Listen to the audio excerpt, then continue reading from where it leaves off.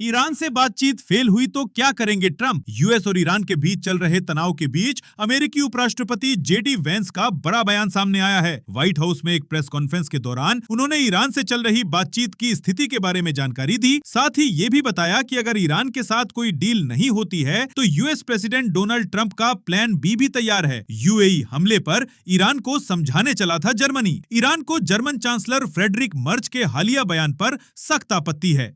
विदेश मंत्रालय के प्रवक्ता इस्माइल बाघेई ने ऐतिहासिक जर्मन नाटक के ऐतिहासिक कैरेक्टर की याद दिलाई। वो कैरेक्टर जो अपनी गलतियों का ठीकरा दूसरों पर फोड़ने में माहिर था। ईरान की ये प्रतिक्रिया तुरंत तीखी प्रतिक्रिया व्यक्त की। ईरानी विदेश मंत्रालय के प्रवक्ता इस्माइल बाघेई ने कहा कि अमेरिका और इजराइल के परमाणु ठिकानों पर किए हमलों को सही ठहराने वाला देश अब अंतर्राष्ट्रीय कानून और क्षेत्रीय सुरक्षा की बात कर रहा है। पुतिन और शी जिनपिंग की मुलाकात के बीच रूस ने अमेरिका और चीन के साथ नए प्रोजेक्ट्स पर बढ़ाया जोर। रशिया अब यूनाइटेड स्टेट्स और चाइना के साथ संयुक्त प्रोजेक्ट्स की संभावनाएं तलाश रहा है। ये चर्चा उस समय तेज हुई जब व्लादिमीर पुतिन ने बीजिंग में शी जिनपिंग से मुलाकात की बैठक में व्यापार, ऊर्जा और तकनीकी सहयोग पर खास जोर दिया गया। रूस का कहना है कि वो वैश्विक साझेदारी को मजबूत करना चाहता है ताकि आर्थिक और रणनीतिक स्थिति को और बेहतर बनाया जा सके। विशेषज्ञों का मानना है कि रूस चीन के साथ रिश्ते मजबूत करने के साथ अमेरिका के साथ भी कुछ क्षेत्रों में सहयोग के रास्ते खुले रखना चाहता है। इस घटनाक्रम पर दुनिया की नजर बनी हुई है क्योंकि इसका असर वैश्विक राजनीति और व्यापार पर पड़ सकता है। ट्रंप बोले, ईरान समझौता करने के लिए बेहद उत्सुक। डोनाल्ड ट्रंप ने कहा है कि ईरान अमेरिका के साथ समझौता करने के लिए बहुत ज्यादा उत्सुक है। उन्होंने दावा किया कि दोनों देशों के बीच बातचीत जारी है और हालात जल्द बेहतर हो सकते हैं। ट्रंप ने कहा कि अगर बातचीत सफल होती है तो मध्य पूर्व में तनाव कम हो सकता है और तेल की कीमतों में भी गिरावट आ सकती है। हालांकि उन्होंने ये भी साफ किया कि अगर समझौता नहीं हुआ तो अमेरिका सख्त कदम उठाने के लिए तैयार रहेगा। विशेषज्ञों का मानना है कि अमेरिका और ईरान के बीच जारी तनाव का असर पूरी दुनिया की राजनीति और अर्थव्यवस्था पर पड़ रहा है। अब सभी की नजर आने वाले कूटनीतिक फैसलों पर टिकी हुई है। रोम पहुंचने पर जॉर्जिया मेलोनी ने पीएम मोदी का गर्मजोशी से स्वागत किया। जॉर्जिया मेलोनी ने नरेंद्र मोदी का इटली पहुंचने पर खास अंदाज में स्वागत किया। मेलोनी ने कहा, welcome to Rome my friend, जिसके बाद दोनों नेताओं की मुलाकात चर्चा में आ गई। भारत और इटली के बीच व्यापार, रक्षा और तकनीकी सहयोग को लेकर अहम बातचीत होने की उम्मीद है। दोनों देश अपने रिश्तों को और मजबूत बनाने पर जोर दे रहे हैं। विशेषज्ञों का मानना है कि पीएम मोदी का ये दौरा यूरोप के साथ भारत की रणनीतिक साझेदारी को नई मजबूती दे सकता है। दुनिया की नजर अब दोनों नेताओं की बैठक और बड़े फैसलों पर टिकी हुई है।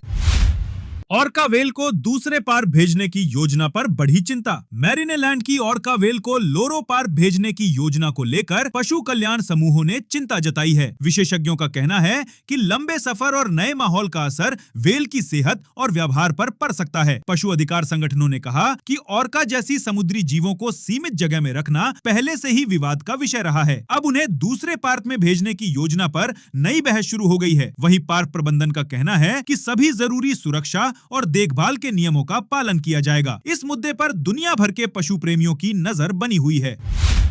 ईरानी सांसद का बड़ा बयान, होर्मुज जलडमरू मध्य पर कोई नरमी नहीं होगी। ईरान के एक सांसद ने कहा है कि होर्मुज जलडमरू मध्य ईरान की स्थायी संपत्ति है और इस पर किसी तरह की नरमी नहीं दिखाई जाएगी। यह बयान ऐसे समय आया है जब अमेरिका और ईरान के बीच तनाव लगातार बढ़ा हुआ है। सांसद ने कहा कि ईरान अपने रणनीतिक अधिकारों की पूरी ताकत से रक्षा करेगा। होर्मुज जलडमरू मध्य दुनिया के सबसे अहम तेल मार्गों में से एक माना जाता है और यहाँ से बड़ी मात्रा में वैश्विक तेल सप्लाई गुजरती है। विशेषज्ञों का मानना है कि इस तरह के बयानों से मध्य पूर्व में तनाव और बढ़ सकता है। दुनिया की नजर अब अमेरिका और ईरान के अगले कदम पर टिकी हुई है क्योंकि इसका असर वैश्विक तेल बाजार और अंतर्राष्ट्रीय व्यापार पर पड़ सकता है। भारत के जवाबी एक्शन के बाद पाकिस्तान का अजीब दावा। चर्चा में पहलगाम आतंकी हमले और उसके बाद भारत की कड़ी जवाबी कार्रवाई के एक साल बाद पाकिस्तान ने दावा किया है कि उसने भारत के 2 एयरबेस को निशाना बनाया। हालांकि रिपोर्ट्स में कहा गया कि जिन एयरबेस का जिक्र किया गया वे वास्तव में मौजूद ही नहीं हैं। विशेषज्ञों का कहना है कि पिछले साल आतंकवाद विरोधी अभियानों में भारी नुकसान झेलने के बाद पाकिस्तान इस तरह के दावों के जरिए माहौल बनाने की कोशिश कर रहा है। भारत की ओर से ऐसे दावों को गंभीरता से नहीं लिया गया है। सुरक्षा मामलों के जानकारों का मानना है कि इस तरह के बयान दोनों देशों के बीच तनाव बढ़ा सकते हैं। वहीं भारत ने साफ किया है कि आतंकवाद के खिलाफ उसकी कार्रवाई आगे भी जारी रहेगी। एआई पर बड़े दांव के बीच मेटा ने शुरू की हजारों कर्मचारियों की छटनी। मेटा प्लेटफॉर्म्स ने आर्टिफिशियल इंटेलिजेंस पर फोकस बढ़ाने के बीच दुनिया भर में करीब 8,000 कर्मचारियों की छटनी शुरू कर दी है। रिपोर्ट्स के अनुसार कंपनी अपने ढांचे में बड़े बदलाव कर रही है ताकि एआई तकनीक में तेजी से आगे बढ़ सके। कंपनी के सीईओ मार्क जुकरबर्ग एआई आधारित नई टीमों और डेटा सेंटर पर भारी निवेश कर रहे हैं। इसके साथ हजारों कर्मचारियों को एआई प्रोजेक्ट्स में शिफ्ट किया जा रहा है, जबकि कई पद खत्म किए जा रहे हैं। विशेषज्ञों का कहना है कि टेक इंडस्ट्री में एआई की दौड़ तेज होने के कारण बड़ी कंपनियां तेजी से बदलाव कर रही हैं। हालांकि इस फैसले से कर्मचारियों के बीच चिंता और असंतोष भी बढ़ गया है। ईरान समझौते की उम्मीद के बीच होर्मुज से बाहर निकलने लगे तेल टैंकर। अमेरिका और ईरान के बीच संभावित समझौते की उम्मीद बढ़ने के बाद होर्मुज जलडमरू मध्य से तेल टैंकरों की आवाजाही फिर तेज होने लगी है। डोनाल्ड ट्रंप और जेडी वेंस ने कहा है कि दोनों देशों के बीच बातचीत में अच्छी प्रगति हो रही है। विशेषज्ञों का कहना है कि अगर समझौता होता है तो मध्य पूर्व में तनाव कम हो सकता है और वैश्विक तेल बाजार को राहत मिल सकती है। हाल के महीनों में युद्ध और तनाव के कारण तेल सप्लाई और शिपिंग पर बड़ा असर पड़ा था। हालांकि अमेरिका ने साफ किया है कि अगर बातचीत असफल रही तो सैन्य कार्रवाई का विकल्प अब भी खुला है। दुनिया की नजर अब अमेरिका और ईरान के अगले कदम पर टिकी हुई है, क्योंकि इसका असर वैश्विक अर्थव्यवस्था और तेल कीमतों पर पड़ सकता है।